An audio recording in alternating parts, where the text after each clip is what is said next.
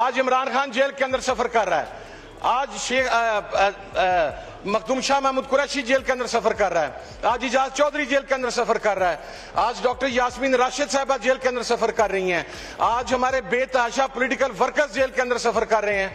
हम नहीं चाहते कि कल ये बारी किसी और की हो, लेकिन आज भी अगर आप उन चीजों को सुनने के लिए तैयार नहीं हैं, उन पर अमल दरामद के लिए तैयार नहीं हैं, तो मेरा ख्याल है कि this is the best example कि पाकिस्तान की डेमोक्रेसी के अंदर कौन सी चीजें प्रेसिडेंट सेट किए जा रहे हैं और फिर अगले आने वालों से किसी पॉजिटिव चीज की तवक्को रखना यह सरफजूल होगा। और आखिरी चीज मैं अर्ज कर दूं सर, सबसे बड़ा इशू है ह्यूमन ट्रैफिकिंग का सर, ह्यूमन स्मगलिंग का सर, चाइल्ड अब्यूज का सर, वुमेन राइट्स का सर, माइनॉरिटी के राइट्स का सर मैं कह के थक गया हूं, लेकिन बट ऑल ड्यू रिस्पेक्ट मेरा नहीं ख्याल कि मौजूदा हुकूमत उसके ऊपर कोई भी अमल करने के लिए तैयार है या इन बातों को सुनने के लिए तैयार है।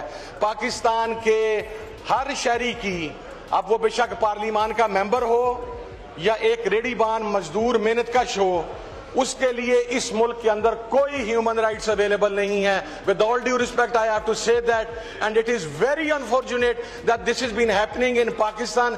हमारा एक आइन होते हुए, हमारी एक पार्लियामान होते हुए, हमारा एक डेमोक्रेटिक सेटअप सो कॉल्ड ही सही या जैसा भी सही, लूला लंगड़ा सही, उस सेटअप के होते हुए भी अगर पाकिस्तान के अंदर ह्यूमन राइट्स की ये पोजीशन होगी तो ये लम्हा फिक्रिया है और मेरा ख्याल है कि हम बहुत तेजी के साथ डिक्लाइन का शिकार हैं। बिस्मिल्लाहिर्रहमानिर्रहीम।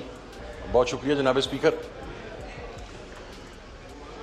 जनाब स्पीकर, सबसे पहले तो मैं हमारे वो तमाम अराकीन जो बहुत एक्टिव थे और उन्होंने कमेटीज़ में एक्टिव रोल प्ले किया, आपने उन्हें अप्रिशिएट किया, तो I appreciate your positive gesture.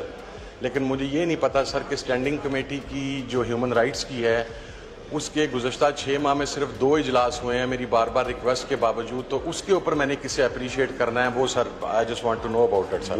वो जरूर आप करें, मगर सब्जेक्ट वो करें कि जो जिसकी इजाजत मिल सके। मैं सर अभी जहाँ नहीं हो सकता, मैं अभी उसकी ऊपर आता हूं। आप प्लीज मूव कीजिए जी सर, तो हो जाएगी। मैंने तो बल्कि कहा था रिक्वेजिशन कर लें, कुछ मेंबर्स आए थे गवर्नमेंट साइड के, मैंने कहा था रिक्वेजिशन कर सर जरूर। सर ह्यूमन राइट्स की जो पोजीशन है पाकिस्तान के अंदर, वो चाइल्ड अब्यूज के हवाले से हो, वुमेन राइट्स के हवाले से हो, वो पॉलिटिकल प्रिजनर्स के साथ गैर इंसानी सलूक के हवाले से हो, या बेतहाशा जितने भी ह्यूमन राइट्स के इश्यूज हैं बदतरीन सतह पर है इस वक्त पाकिस्तान के अंदर सर। आपकी ह्यूमन ट्रैफिकिंग हो, उसके ऊपर हम सिर्फ डॉक्यूमेंट्स देखते हैं। आपके वुमेन वेलफेयर हो, उसके ऊपर सिर्फ डॉक्यूमेंट्स सामने आते हैं। आपका चाइल्ड अब्यूज हो, उसके ऊपर सिर्फ डॉक्यूमेंट्स सामने आते हैं, और वो बातें जो सिर्फ कागजात के ऊपर नजर आती हैं, प्रैक्टिकली उनकी इम्प्लीमेंटेशन ग्राउंड के ऊपर हमें किसी भी सूरत के अंदर नजर नहीं आती। आपके बाकी तमाम चीजें छोड़ दें सर, इस हाउस के जो ऑनरेबल मेंबर्स हैं, अगर उन मेंबर्स के भी ह्यूमन राइट्स वायलेट हों और इस चीज़ के ऊपर किसी को नोटिस किया जाए तो उसके ऊपर भी परफॉर्मेंस जो है वो जीरो होने के बराबर होती है। Leader of the opposition arrest हो, नेशनल असेंबली का हो, सेनेट का हो, पार्लियामानी लीडर अरेस्ट हो, चीफ व्हिप टॉर्चर हो, और उसके बावजूद अगर रिस्पेक्टिव डिपार्टमेंट के किसी हेड से उसके ऊपर इंक्वायरी रिपोर्ट मंगवाई जाए तो वो इवन मीटिंग के अंदर आना भी बॉदर नहीं करते। इतने पेजेस की सर 800 पेजेस, 700 पेजेस, 600 पेजेस की रिपोर्ट्स आती हैं, लेकिन at the end of the day अगर आप उन रिपोर्ट्स को पढ़ें तो वो पिछले साल का कॉपी पेस्ट ही होता है इस एमआर को आगे पीछे करके। हमारे लिए सबसे बड़ा लम्हा फिक्रिया ये है कि it's not a political issue. Human rights का जो इशू है ये अक्रॉस द बोर्ड तमाम पाकिस्तानीज का इशू है, ये पूरी रियासत पाकिस्तान का इशू है, लेकिन इस इशू के ऊपर किसी को बोलने की इजाजत नहीं है, इस इशू के ऊपर किसी को कोई फैसला करने की इजाजत नहीं है। इस इशू के ऊपर अगर किसी से सवाल पूछा जाए तो उसको जवाब देने से मना कर दिया जाता है, और पाकिस्तान ह्यूमन राइट्स की वायलेशन के हवाला से पूरी दुनिया के अंदर इस वक्त बदतरीन ममालिक के अंदर शामिल है। मैं सिर्फ ये बात कहना चाहता हूं सर कि ये ट्रेजरी बेंचेस हैं, अपोजिशन बेंचेस हैं, ये सिलसिला आगे भी जारी रहना है। लेकिन ये स्टेट की रिस्पॉन्सिबिलिटी है, हुकूमत की रिस्पॉन्सिबिलिटी है कि वो पाकिस्तान के शहरियों के जो गिवन राइट्स हैं, जो फंडामेंटल राइट्स हैं, जो आईने पाकिस्तान ने उन्हें मुहैया किए हैं, उनको प्रोटेक्ट करे। लेकिन मौजूदा हुकूमत उन राइट्स को प्रोटेक्ट करने के अंदर मुकम्मल तौर के ऊपर फ्लॉप हो चुकी हुई है।